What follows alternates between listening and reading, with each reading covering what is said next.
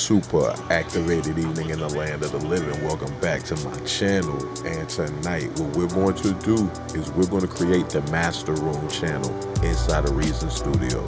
In this video, we're going to pick up where we left off yesterday, and I'm going to show you how to create a master room in Reason Studios and add that to the SSL console, and go over two key tools that we use inside of the master room.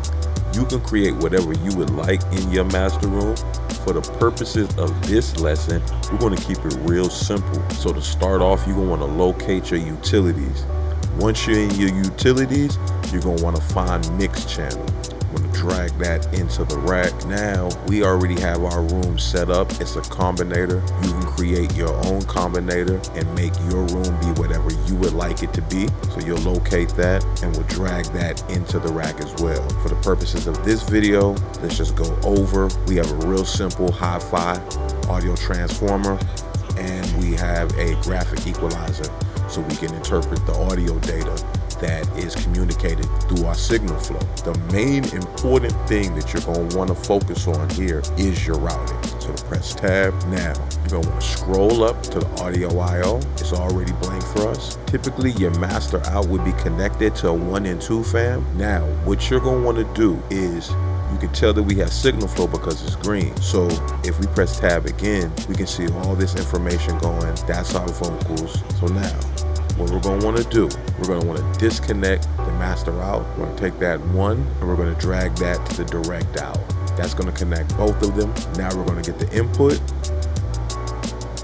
and we're going to drag that to the master out. Now what that's going to do, so there it is. You see we have the signal flow. We can see the entire frequency spectrum here, our low end and our high end for us to dial in. And when we go to our master bus compressor, the low end is not activating on our master bus compressor, which is what the objective of having the control room and the master room. So that completes that series. Yesterday we went over how to build a control room. Today we've built the master room.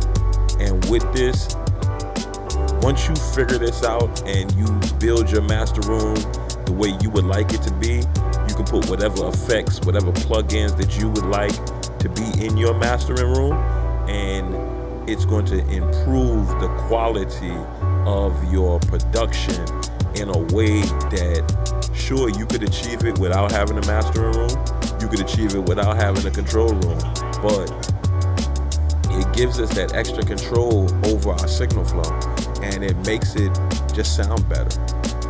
Just what it does, it just makes it sound better.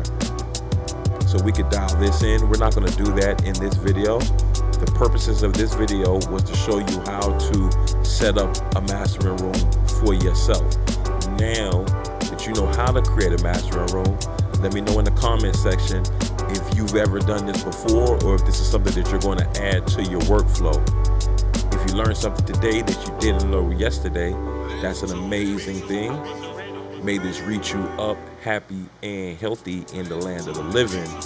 Like, share, and subscribe. Help our channel grow. We want to get to 200, and then 5, and then 1,000. We're just going to keep putting these videos out.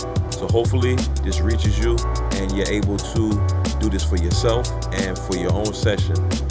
Until the next one, much love. If you made it to this part of the video, respect and peace. And